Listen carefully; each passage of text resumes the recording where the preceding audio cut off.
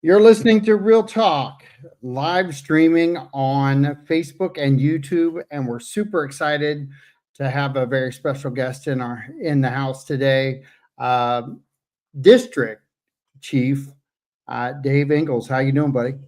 Doing well, John. Thank you for having us. You know, can you kind of give a background on who you are, and then also what is a district chief? Okay, so the short answer is my name is Dave Ingalls. I'm District Chief of Northport Fire Rescue. I've 32 years in the fire service and just celebrated my 25th year with Northport. Worked my way up. I started as a firefighter EMT, became a paramedic, was a lieutenant for 5 years, became a battalion chief, spent 4 years in the EMS training division, and then I've been back on the line as district chief. So Northport's broke up into two districts.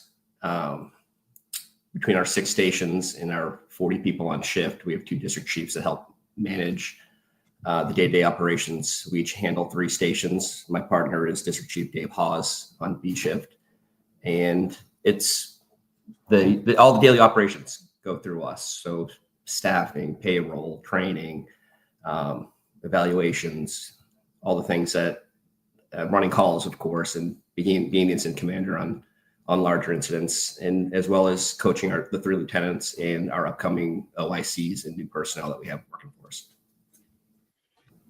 Yeah, you said earlier that you're the head of the information as far as to the public. So can you explain that position and why that's a value to the city? So a year and a half ago, Chief Titus asked me to become the fire department public information officer. We had a full-time position who the employee left. And so I assumed those roles on my days off and when I'm working. And mainly it's handling our social media accounts on Facebook's, Instagram. We have a next door presence where we alert citizens of upcoming events, safety notices. But it's a way for us to connect with the community. You know, our personnel do a lot of training, and it's nice to highlight, what your tax dollars are getting and showing each day the effort and the work that our men and women are doing to represent Northport. Why is that? Why is it important for people to tag along on social media with the fire department? Well, I think a couple reasons. We're really proud of what we do. We're really proud of the effort and the work we put in each day. And these people want to see what they're getting. We're a professional organization. People pay taxes. They want to see that their money's going somewhere. So we're not only running calls and protecting the city that way, but we're getting better each day by training and letting the public know that. So a lot of our social media posts you'll see our guys out at the training tower in 95 degrees heat working. We have a lot of our technical rescue training that we emphasize on our social media. It just kind of shows what we're doing day in and day out and kind of get a glimpse of what life's like at Northport Fire Rescue. Fire rescue is a quiet job, we all think, until we need them. But there's a lot that goes into being a firefighter, isn't there? Absolutely. The stigma for years is we sit on recliners and we make chili and we pet the Dalmatian. But I assure you, from 8 o'clock in the morning till 8 o'clock the following morning, our personnel are working extremely hard from truck checks and training and, assigned training through our training division, running calls. We do pub ed events. We change smoke detectors at people's homes. We go to pre-plans. Our days are full every day. And then, of course, we're still running calls. And so trying to fit all that, our personnel are extremely busy and they take a lot of pride in what they do. We have a combination, and I harp on it, I talk about it, I brag about it, because we're kind of unique when it comes to our police department too, with what they do. But our fire department in general, we run a really cool situation where everybody's paramedic qualified, correct? Well, not everybody. It's about 50-50, but all of our first out units are ALS. So we have 6 ALS rescues or ambulances that run in the city.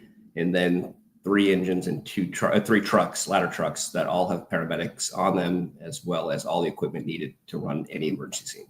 Isn't that unique to other cities, though? Yeah, a lot of the other departments don't have, I think, the capability to put ALS on scene as quick as we do. Even if it's an ALS engine or an ALS truck, you're getting that quality care prior to being transported to the hospital, which goes a long way. We can start that care immediately. You know how big the city is. It's not always easy to get a rescue somewhere, especially if that first few rescues on a call. So being able to have ALS personnel on scene quickly and start those interventions is a huge benefit to the city. Well, and I've talked to Chief Titus about this, and we've got some major road constructions coming up, and you guys reevaluate and evaluate and make sure that the first response is really mapped out critically well, correct? Absolutely, and that's a pretty fluid situation. I know Chief Titus and Deputy Chief Lane and Deputy Chief Hurley have daily conversations on what we need to do what maneuvers we need to make or manipulate our staffing or change units throughout the city. And that's something they evaluate daily. And when the need arises, we can put people in the places to make sure that the city's appropriately covered at all times, even with the price construction. Yeah, and that's going to be a major undertaking to kind of rearrange traffic flow, let alone emergency runs. So you guys have I know in the conversation I had with Chief Titus with the hurricane that we had that washed out our bridges, that kind of helped map things out a little different, kind of pre-gamed the Price Boulevard situation, didn't it? Absolutely, but it was a good dry run, unfortunately. Wet run. But we're used to not so dry run, but we're used to dealing in chaos and working in the moment and kind of figuring things out on the fly. We've had the benefit of knowing that this price construction was coming, and we've got some really smart people working on a good game plan for us. What are some of the things that people should realize during that time frame, though? It's a major artery going through the city. Certain times of day, especially when school kicks back up and buses in the afternoon and mail routes, any small delay in traffic, that road gets busy.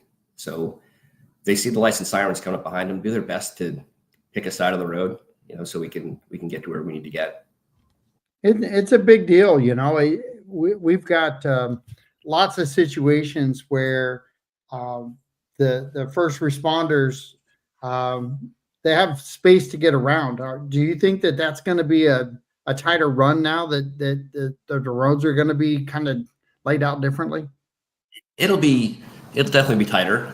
We'll do our best to, maybe notify the public on what they can do to help us out. We'll put some stuff on our social media on, going to the right if they see us coming, or there's talks of additional staffing at stations on each side of Price, so we can ensure our rescue can get through.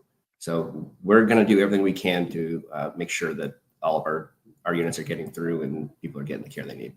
And just so the listening audience knows, if you have any comments or questions, please go ahead and post them. Any accolades you want to give out, Daniel Fenton, legend. I guess you've got a big fan in Daniel. I'm a bigger fan of his. He does a great job for the city of North Port Sun. He's been really good to work with. Yeah, he's fantastic. I actually just got off the phone with him prior to getting on the phone or getting on the live stream with you. Great job he does there, and great follow up, and we've got some key players in the city that really kind of gives some, I guess, the good and the bad news across the board. But the beauty is upward momentum is really what we're all about. How do you feel like the fire department is fitting in with the growth of the city?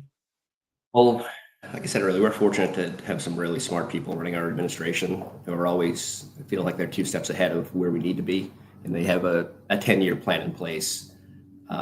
So the city's growing fast. It's hard to keep up with it, but we're doing a really good job of maintaining that making sure we're putting everybody in the right places, make sure stations are adequately staffed. We're fortunate to put 3 firefighters on every engine, every truck. And there's talks of putting additional rescues into service. So we're trying to meet that growth with the right response. How do you guys, and I've talked to Chief about this too, but how do you forecast things out? You're in a different situation as a district, right? I am. So yeah, that's more up above my pay grade on how they're forecasting things out. They let us know, and they do a good job communicating what the plan is once we need to know it, essentially, in time to incorporate and put that into place. But as far as the long-term stuff, that's handled with Chief Titus and his deputy chiefs. So you've got, with your job, what do you do exactly within the district? What do you cover? So I'm in District 1, which is Station 81, Station 84, and Station 83. But since District 2 is in Welland Park at 86, I'll cover up to Biscayne on 41, and then District 2 will cover stations 82, 85, and 86. So they'll do the majority of Welland Park. They'll hit Roper Road. My response area is the rest of it. It's a pretty big chunk. Well, that is a big area, isn't it? It's a big area, but we work well together. All the districts are on the same page, and we do a good job backing each other up. What's the shortage we have right now? What do you see as the maybe the focal point of the station as far as you're concerned? A shortage, as in maybe something we and I don't want to say that we're perfect, because I don't think we're ever perfect, but I'd say we're pretty perfect. Pretty perfect. I like that, man. Absolutely. We strive to be exceptional every day, and that's it's part of our mission statement. So we're hiring personnel we're prematurely hiring personnel prior to stations opening, so we can make sure they're trained. So once those stations are open, they're ready to go and can function at a high level. We have great apparatus, and our apparatus committee does specs out all our trucks, and they ensure that we not only have quality equipment, but our trucks can get us to the calls. Our rescues are all being updated. We're getting new stations. Our bunker gear is, as good as you can get. We just purchased the best SCBA that you can have. So I think we're doing all the things we need to do. Our retention has been really good. We're getting a lot of young firefighters right out of school that come to Northport because they appreciate our culture. They know our work ethic, and the word's out. Yet they're going to be part of a fantastic fire department. They're going to have a long career. We're going to be treated well. They're going to drive in nice trucks. They're going to wear nice gear. They're going to train hard, and they're going to be good at their jobs. I had the privilege of talking with Val about the grants, and one of the things that she said was that she knew that she had great staff because everyone was chasing them. Do you guys feel the same way in the fire department? We got a good thing going right now. I think the word's out that Northport Fire Rescue is a destination fire department. We have a lot of our employees go and they teach throughout the country. And so you go to these conferences and you'll meet people and say, "Oh, you're Northport. We've heard about you. Or we've seen you on social media." So we've got a good buzz about us now, and it's only going to get better. So I'm gonna ask this because you just threw it out there. Destination fire department. Absolutely. We talk about destination vacations. So give us other than the polished version, the destination fire department. What does that mean to you guys? What is that? What do you embrace about that moment? You want to work at a place that has a culture of that brotherhood and sisterhood. You want to come to a place to work that you're treated well, you're paid fairly, you're driving in quality apparatus, your bunker gear is as safe as it can be. You're going to train hard. You're going to be provided educational opportunities. All the things that this is a long career. I just finished 25 years, and there's no place I'd rather work. And so I encourage people to come here because it's been a great career for me at Northport. I couldn't imagine working anywhere else. And I think that's the general consensus for people, that everyone that works here. What is our retention rate? Do we know that offhand, or I don't have it, but I know we just hired 7 new personnel that started orientation a week ago, and we had over 80 applicants.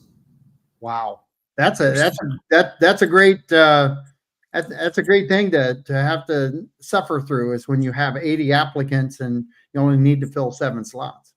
Right. You know, Chief Hayes likes to say, not only do we want to be a good fit for these new firefighters coming in, but they need to be a good fit for us. So we try to go through the whole process of making sure that we're hiring the right people, and they know what their expectations are when they walk in the door and what they're going to be a part of. So there's no surprises, you know. So we do an ability test at our training tower, and it's, you know, climbing stairs and throwing ladders and doing searches prior to your interview, prior to, just to see, you know, what you got, just to see, you know, if you have that extra effort, because it is hot and it's tiring. And so we appreciate these new employees coming out, doing that extra step, because not every department does that, as part of our process to show not only will they fit in with us, but will be a good fit for them. So do you, as you guys go through this process, do you track the efforts of past, our past to our current situation? Do you track any of that data? Of course, you know, you're doomed to repeat history of, you know, things that don't work out. It didn't work out well 10 years ago for hiring or training, or, you know, 20 years ago. You know, we try to get better every day. So things that we can improve upon, we improve upon. You know, and a big part of that was ensuring a hiring process that it's like, you know, Match.com. We do this hiring process, and we figure out pretty quickly that these people are a good fit and they're gonna work well for us. And it's been a really successful model. When you guys go through the talks, I know I was up at Wallen Park when we had the Q&A with the fire department. We went through this whole thing. You guys do an evaluation, and you really have a good, I think a good design for the future outlook of the department. And being part of that really kind of opened my eyes to, and I don't want to say how serious you take it, because I know you take it serious. I know the pride is there. I'm a chest pounder myself every chance I get with the city. What are some of the prideful things that you want to tell the citizens they should be taking pride in about our fire department? Yeah, we like to say Northport's your hometown fire department. You know, if Mrs. Jones is walking down the street and it starts raining, fire truck's going to stop and pick her up and take her home. That's our expectation.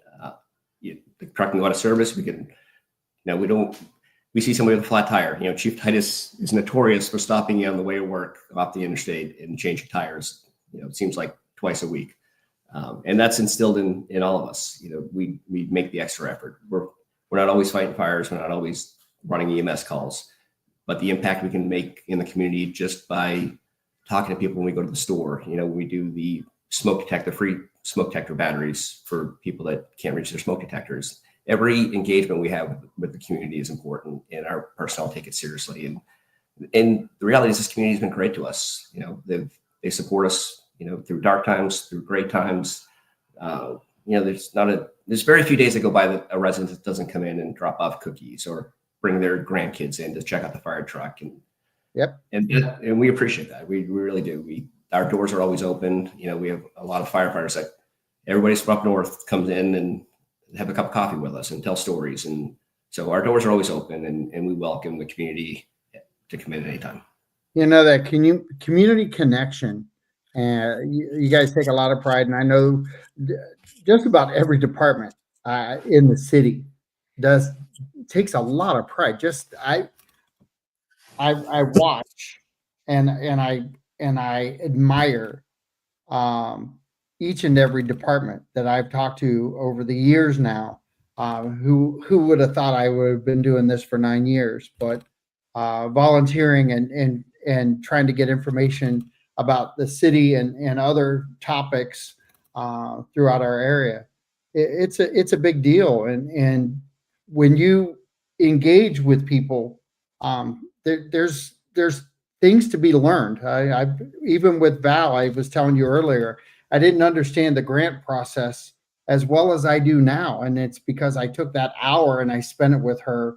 Wasn't over a cup of coffee. It was on the air so everybody could catch it. But the beauty is that anytime that you can get information into people's hands and it's the correct information, I think that's a big thing. Your social media side, what do you do different today than you were doing different 5 years ago? Well, we've only been doing it for 5 years on our social media. There you go. So the fire department took the social media accounts over 2 years ago. But prior to that, the city communications team was handling it, and we would have weekly meetings with them on content and pictures, and they were great about coming out and helping us with that and getting the ball rolling for our social medias, our media account. So we're at over 11,000 followers now on Facebook. That's amazing. And it's just fun. We have the opportunity. We're not the bragging type, but we're the bragging type at the same time. We get to show off all the great things our personnel are doing. And it was kind of a slow burn with them. Not everybody wanted to be, have their picture taken but the city team built that trust early on. They're going to make them look good. They're going to take good pictures. They're going to make them look cool. They're going to, provide good information and fun information and connect with the community a little bit. And that's transferred over the last year and a half since we started doing that. What are some of the pieces of equipment that we have now The pieces of equipment that we have now that are different that now that you've been here 25 years, you're everything's changed. Technology has changed, and putting out fires have changed a lot. Even though it's the same strategy, there's different chemicals now that we're addressing different ways, isn't there? There is, and so there's been a lot of changes. But fighting fires is kind of this. Is the same tactics. We have to be a little quicker now. We got to put more water on now because of the different materials in the homes. But as far as technology and equipment, every unit has a thermal image camera on there. We have these MDTs in our units that route us to calls and provide additional information on the way there. We used to use the old map books, and so we're flipping through pages on the way to call and make a next left. Now we have ways to route to the station, route to the call, so we get there quicker. As far as equipment, we have a technical rescue team that's very active, training of just, I believe, 36 members. We have a cache of equipment that is amazing. We have a trailer full of equipment for confined space and rope ops and vehicle extrication and structural collapse and trench. It's an impressive cadre of equipment in these. But it's good to have the equipment. It's even better to be really proficient at it. And our personnel really do a good job of knowing their stuff and getting better with it every day. How much training, once you become a firefighter, how much additional training is there? So coming through the door as the newest firefighter, you're called an apprentice, and they immediately start a 7,000-hour training program that lasts between 36 and 42 months, which culminates into what's called a journeyman test, where they get a state certificate, and it's a 3-day long test, and they show that they're now proficient, where they can be in charge of an engine, or they can start conducting trainings, and they get the additional responsibility. But the career of a firefighter, you're always learning, you're always training. We're always taking classes. The education opportunities are abundant, and we try to take full advantage of them. Do we run those different than other communities or other stations out there? For the journeyman program? Yeah. I know the city of Venice and Sarasota County each have their own. I think ours is 1,000 hours more. I believe it's 1,000 hours more. But that's up to each department on how that gets run, and we have pretty high standards for ours.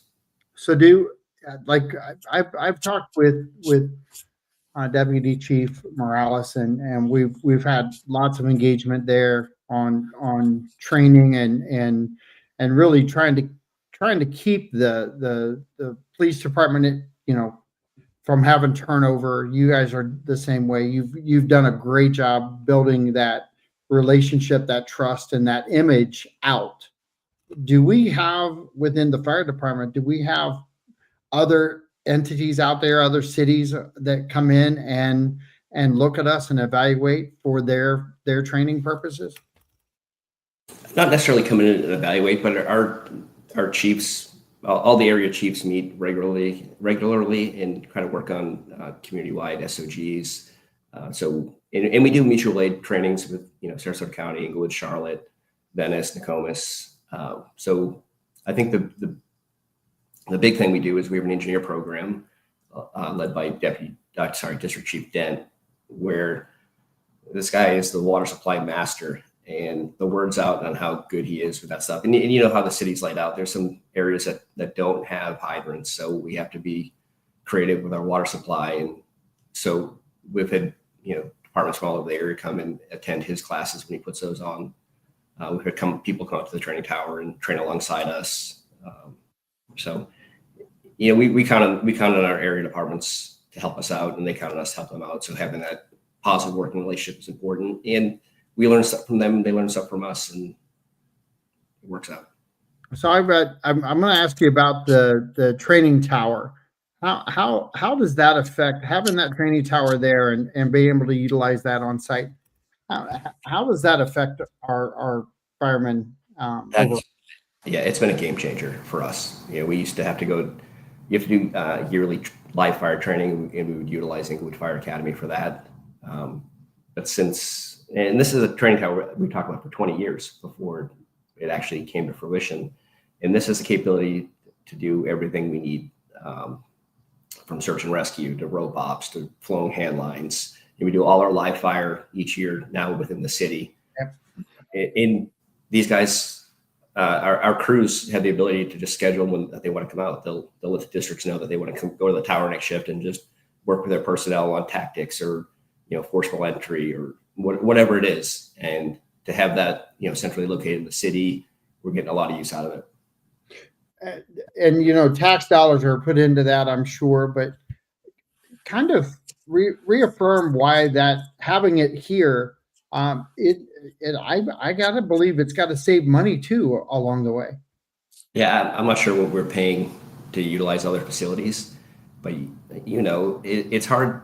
We don't always run a lot of calls, a lot of fires, a lot of vehicle crashes. So being able to have this training facility within our city to do our best job of creating as close to those type of calls as possible, so we're getting those reps in prior to actually running the real call, has been a huge help for us.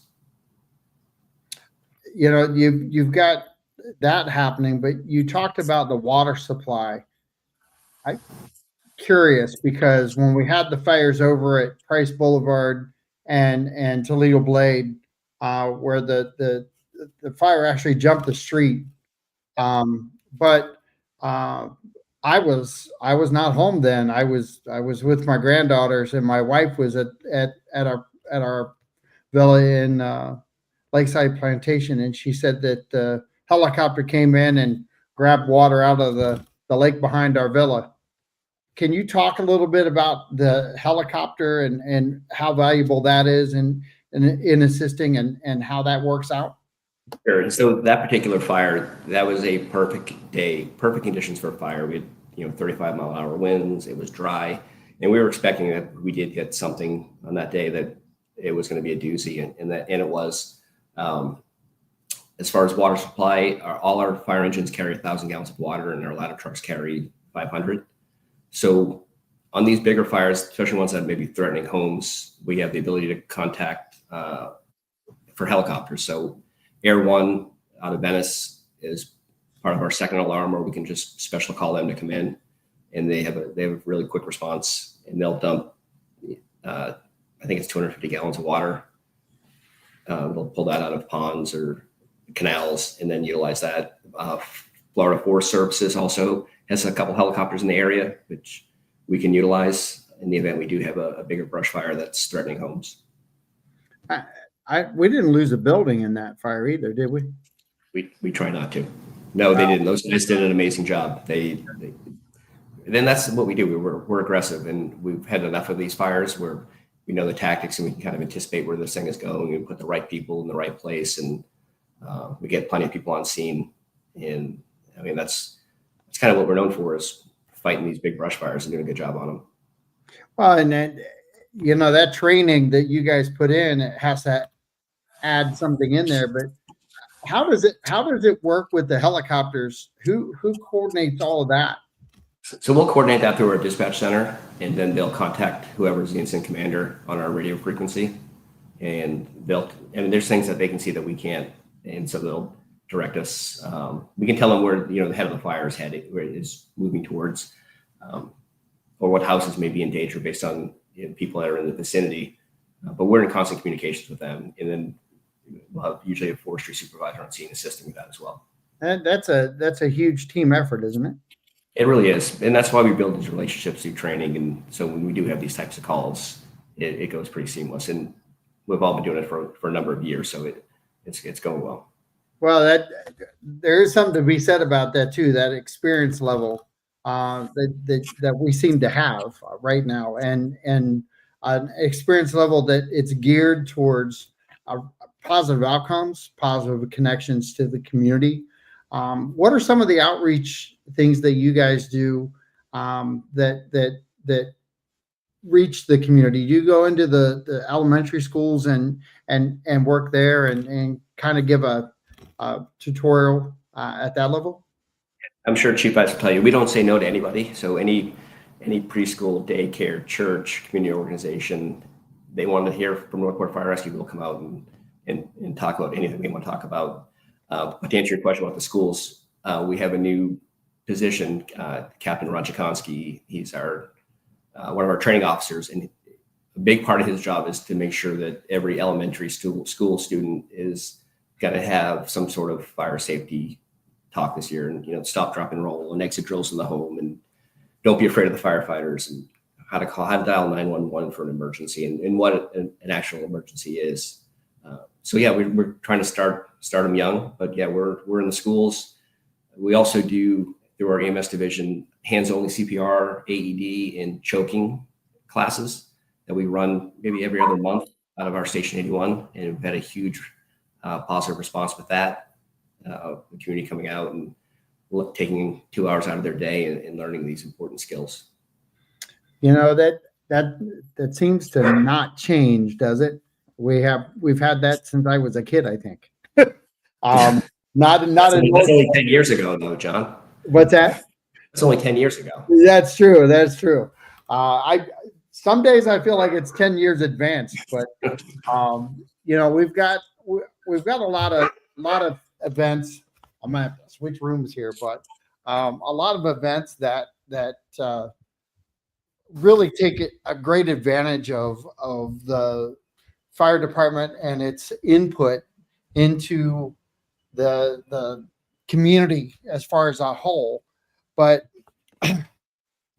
how do we aggressively go after some of the high school graduates who want to be firemen? So that's a really good question. I'm glad you brought up. So we are starting a cadet program this year that targets high schools, juniors, and seniors. And so there was an application process, another ability test, and an interview.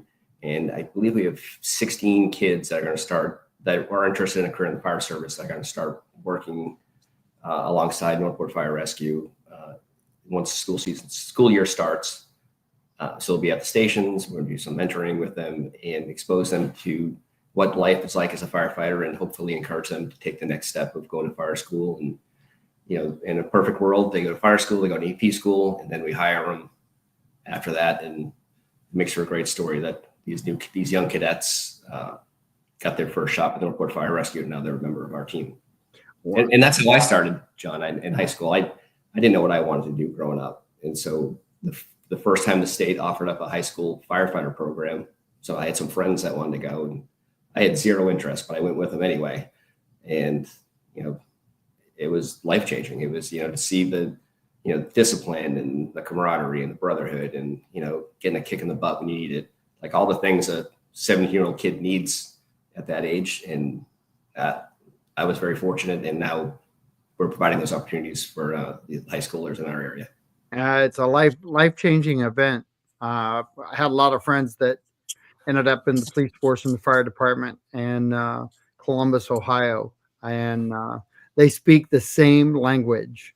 The beauty is I think the brotherhood that you're talking about is not Northport wide; it's nationwide. There's a lot of respect. It's the same conversations happening at every fire station around the country, and the same jokes with the police department, and the brotherhood is alive and well. So I'm going to slide into real quick the relationship at STC, because not only is that a vital part of growth within our city, it's a key player for you guys, isn't it? Absolutely. So we consistently send members of our department to paramedic school at STC. So I think we have 8 in there now, and we have 4 more getting ready to start. So that partnership has been valuable. A lot of our members also teach up there, so we can kind of identify some students and kind of encourage them to, when they're done with school, to come, consider Northport. Right. It's a big deal, and it's a growing program. And I'm sure that Mike over there, Mike Indy, he takes a lot of pride in making sure that facility is maintained and up and running, just like we do with our fire departments. What are some of the things that you guys do daily to keep up the fire departments themselves? So, if you get time to lean, you get time to clean. So if there's daily chores that have to be done, the basics of sweeping and mopping, but then there's, each day has a different job that needs to be done. If it's windows or bay floors or deep cleaning the kitchen, our trucks get maintained every day they're washed every morning. So these guys take a lot of pride in their stations, take a lot of pride in their apparatus, and they want to make them look good, because you never know who's walking through that door. We're open for 24 hours a day, so we don't want Mrs. Jones walking in and being like, "This is my fire department; it's a mess in here." So we want to present a positive station, a clean station at all times. When I was in the service, we did vehicle safety checks every morning. You guys do the same thing? Absolutely. Our personnel spend a lot of time each morning to make sure not only the truck's running, but every piece of equipment's accounted for and it's in working order. From EMS equipment to running the pump and flowing lines, make sure air packs are good, the radios are good. I mean, there's a lot of stuff on these trucks, and they make sure that they're all working. And if not, we get them replaced. And that there's a lot to be said about the pride that goes into that. Man, the focus, the attention to detail, that's teachable. But that pride thing, it really comes into play, doesn't it? It really does. These fire trucks and ambulances and anything that says Northport Fire Rescue is, it's a billboard for the fire department every day driving down the street. So might as well make it look good and, give the positive image. It's important. We've got firefighters and paramedics, and you have already talked about them being on the same trucks. But how valuable is that to the citizens when you're talking to them out in the community now? What would you tell them today to pay attention to when their trucks are driving down the road? As far as conversations with yeah, as far as like I think the biggest thing I have is trying to get people to talk about the fire department and topics that I think fire people up are what kind of service are on them. I try to promote that out a lot, but it's I. What would you tell them to trigger conversations with neighbors to start them all talking? So, first of all, our personnel do a great job interacting with everybody they come across. You know, if we're at Publix, we're at a restaurant, we're getting fuel.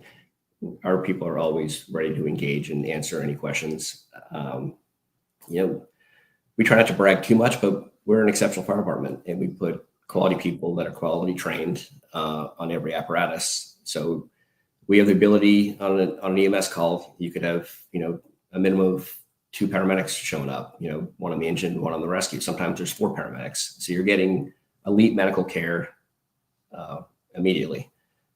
We have personnel that are trained in the technical rescue courses, so they can handle pretty much any technical emergency, from vehicle extrications to confined space.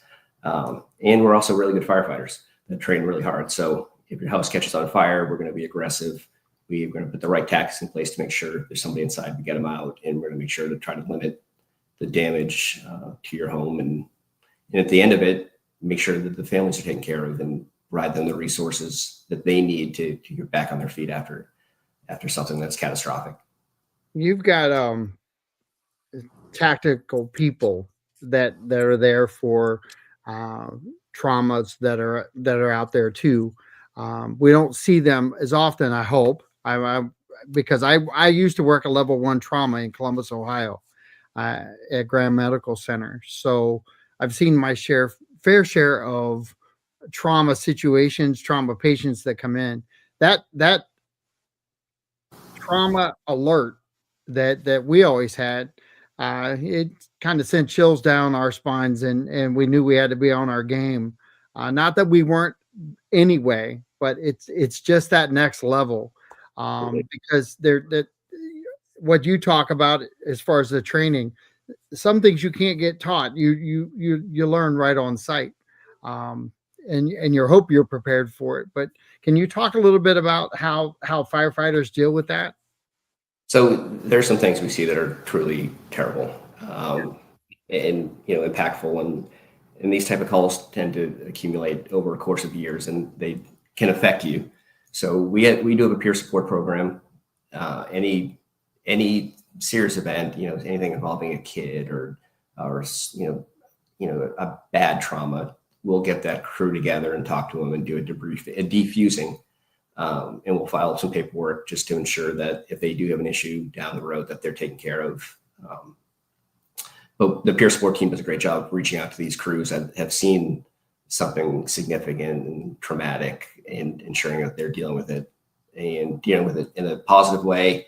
And if not, how we can get them, provide resources so they're taken care of. Because, at the end of the day, we're hoping for a long career for all these personnel, and we do see some truly horrible things sometimes. So giving them the resources to deal with that, and to know that we're all going through it with them, and, we can talk about it and try to get them through it. But yeah, there's some hard days and there's some hard conversations with that.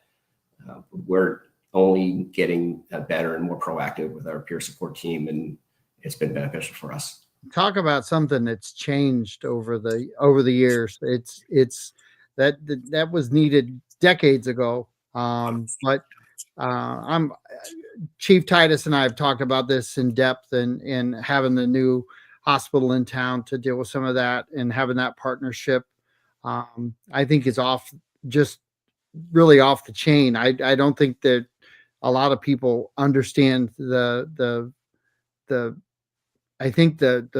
connection that you guys are building to support the firefighters in our town. Other communities, I'm sure, are going to start watching to see what we do there too. There was a stigma for a long time that, you can't get upset over a bad call, or you just got to, rub some dirt on it and move on. But, the suicide rate for firefighters has spiked throughout the years, because it is accumulation of all these terrible things you see and not dealing with them in the moment and letting those things build up. So we're doing our best to get ahead of that and kind of kill that stigma of, it's okay if these calls bother you, because they're bothersome calls and they should bother you, but we're going to work through it and provide you the resources. And that type of stuff, that's leadership at the top. And that's also what keeps our reputation on the street growing and being the focal point for a lot of incoming firefighters into the city of Northport, isn't it? I hope so. I hope they see that, and they know that if they do work for Northport Fire Rescue, we're going to take care of them across the board, physically, mentally, hopefully financially. This is a place that, you're joining our fire family, Chief Titus likes to say, and you treat all these new people or everybody in the department as a member of the family, and you want to make sure they're taken care of. As a realtor, I always say I want to take care of my people start to finish. That's kind of the same theory with the fire department here, and the hours that I got to spend with Chief Titus in the EOC were invaluable. The conversations, the connections that we've made together. I have a lot of respect for all of you guys and the jobs that you do, and I hope that our city shares this information and really takes pride in what you guys do. I know in my heart of hearts, I know they do, but there are so many things that people don't understand that go into running a great organization. And I think we have one of the best in the country. I really do. But that's me. No, I appreciate it. And I agree. And like I've said earlier, this community has been amazing to us. We feel nothing but love and support from them. And so with that, there's a responsibility for us to keep ramping our game up and making sure we're putting a quality product out there for them every day. And in the event they have to call 911, they know they're getting an exceptional fire department at their door. So we've got about 9 minutes left. What are some of the firefighters out there that have done some exceptional things? I don't know if I could talk about that in only 9 minutes. Day in and day out, our personnel are doing exceptional things. They just walking through the door and putting the uniform on and getting in the truck. They're ready for anything that pops up. But I talked earlier about Chief Dent and his cutting edge engineer program. That's he's written articles in national magazines about this. We have TRT, technical rescue team instructors that travel the country to teach. They were just in FDIC in Indianapolis. We have members that go to Michigan to teach their personnel all over the state. We have a dedicated department that only wants to get better, not only for Northport, but to do their job and make other departments better and learn from other places and bring that stuff back to us. Fantastic. Do we send fire rescue people to other cities when there's devastation out there? We have mostly within the state. I think Hurricane Michael was the last one. We sent crews up towards the Panhandle, and they were there for 2 weeks. But we've assisted other areas after post-hurricane with rescue support and some leadership, some district chiefs. So yeah, we'll not only take care of the city of Northport, but if other people need us, we'll jump in the trucks and help them out. Well, we've had some really close calls as far as the hurricanes and stuff go, but our fellow cities around us, Port Charlotte, the Englewood, the Sarasota beachfront area, have we assisted there too? So this last run of storms was at Milton and Helene. We have a couple of high water vehicles that we sent to Charlotte County, as well as Englewood. We've assisted them with structure fires with these units. And so we do a good job of letting the other areas know what our capabilities are and what our apparatus are. And Chief Titus and Chief Lane do a good job of facilitating getting those units to them if they need them. And while at the same time making sure the city's well protected. We're not going to. Absolutely. They know where their loyalty lies, but their loyalty also lies outside the city that we all love and care about. The one thing I love about what we've done is we have laid out our city and we've put our fire departments in strategic locations for the citizens, and keeping an A rating, and helping citizens keep their insurances lower because of that planning. That's an important thing, isn't it? Along the way. So there's a lot of thought that goes into that, on where you're going to put your next fire stations. We currently just have broken ground in Welland Park for our Station 87, which will be our second Welland Park station, and that'll be done in about a little over a year. And then the next one, I believe, is going to be in the Toledo Blade Tropicare area.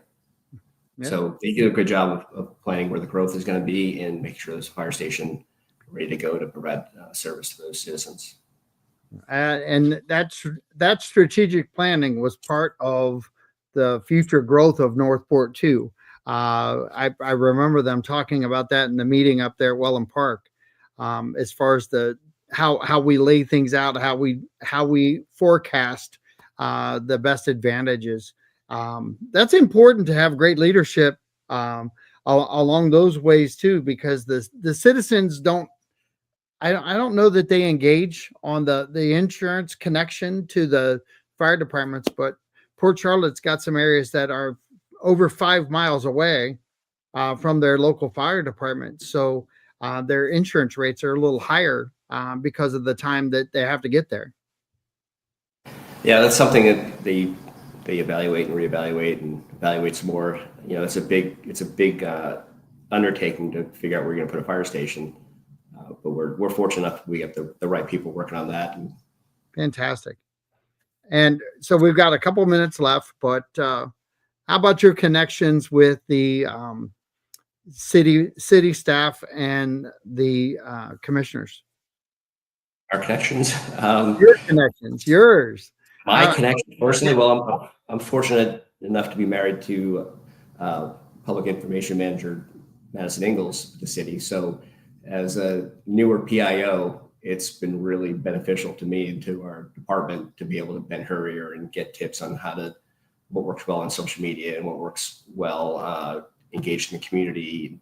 And she has a staff personnel that bend over backwards to help us out with videos and pictures and getting the word out. So it's helped out a lot, and I continue to learn from her. So I'm very grateful for that. Well, and you guys have the fortunate task of both being employed by the city of Northport. So I already know how she feels about where she works and that connection, and now you, but working for a city that you guys care about and taking that work home, that connection has to facilitate some different conversations too, doesn't it? It does, there's days I come home and I'm just dragging, and there's days that she's feeling great. She did a great job with the city.